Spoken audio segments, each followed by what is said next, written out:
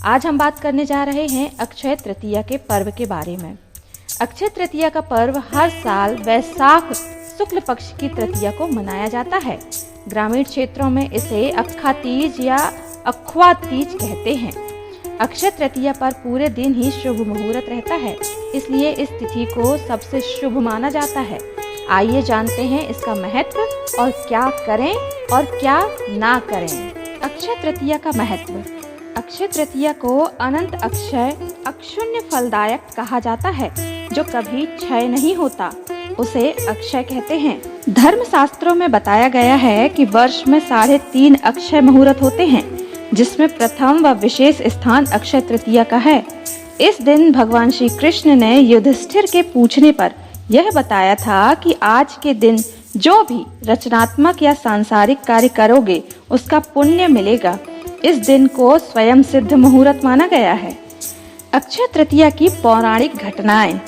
इस दिन भगवान नर नारायण सहित परशुराम और हयग्रीव का अवतार हुआ था। इसके अलावा ब्रह्मा जी के पुत्र अक्षय कुमार का जन्म भी इसी दिन हुआ था। कुबेर को खजाना मिला था। माँ गंगा का अवतरण भी इसी दिन हुआ था। सुदामा भगवान कृष्ण से मिलने पहुँचे थे। इसी दिन सतयुग और त्रेता युग का प्रारंभ हुआ था और द्वापर युग का समापन भी इसी दिन हुआ था। अक्षय तृतीया के दिन से ही वेद व्यास और भगवान गणेश जी ने महाभारत ग्रंथ का लिखना शुरू किया था। आदि शंकराचार्य ने कनकधारा स्तोत्र की रचना की थी। इसी दिन महाभारत की लड़ाई खत्म हुई थी। अक्षय तृतीया के दिन क्या करना चाहिए? इस दिन भगवान श्री कृष्ण ने युधिष्ठिर के पूछने पर यह बताया था कि आज के दिन जो भी रचनात्मक या सांसारिक कार्य करोगे उसका पुण्य मिलेगा। अक्षय तृतीया के दिन ही वृंदावन के बांके बिहारी जी के मंदिर में श्री विग्रह के चरणों के दर्शन होते हैं। अक्षय तृतीया के दिन पंखा, चावल, नमक, घी, चीनी, सब्जी, फल, इमली और वस्त्र वगैरह का दान अच्छा माना जाता है। यह तिथि किसी भी नए काम की शुरुआत, खरीदारी, विवाह के लिए बहुत शुभ मुहूर्त मानी जाती है। इस दिन स्वयं सिद्ध मुहूर्त माना गया है। समस्त शुभ कार्यों के अलावा प्रमुख रूप से शादी, सोना खरीदना, नया सामान, गृह प्रवेश, पदभार ग्रहण, वाहन खरीदना, भूमि पूजन तथा नया व्यापार प्रारंभ कर सकते हैं। अक्षय तृतीया के दिन ध्यान, जप तप करना, हवन करना, स्वाध्याय और पितृ तर्पण करने से पुण्य मिलता है।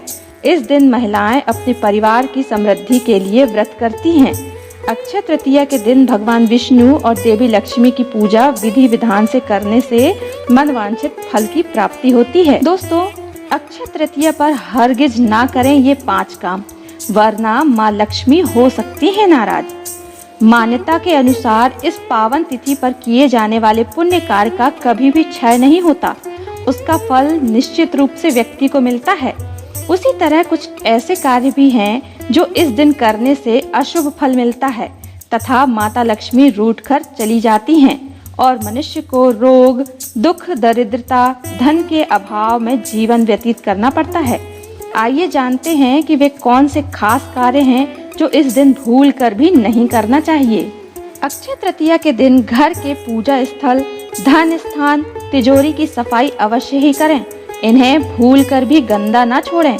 मान्यता अनुसार ये स्थान गंदे रहने से धन की देवी माँ लक्ष्मी रूठ जाती हैं और नकारात्मकता बढ़ती है। अक्षय तृतीया पर सोना चांदी खरीदना शुभ होता है, लेकिन इस दिन प्लास्टिक, एल्यूमिनियम या स्टील के बर्तन आदि सामान भूल कर भी न खरीदें, क्योंकि इससे राहु का प्रभाव बढ़ता है तथा घर में दरिद्रता आने की संभावना बढ़ जाती है।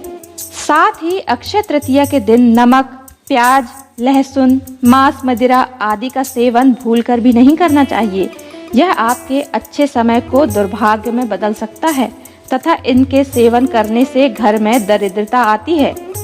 अक्षय तृतीया पर जुआ, अत्याचार, चोरी, लूट, धूर्तता, अनाचार तथा किसी की आत्मा को दुखाने जैसे कार्य न करें, क्योंकि इन पापों का कर्म फल भी बुरा ही मिलता है तथा इस दिन किए गए पाप हमारे हर जन्म में पीछा करता रहता है।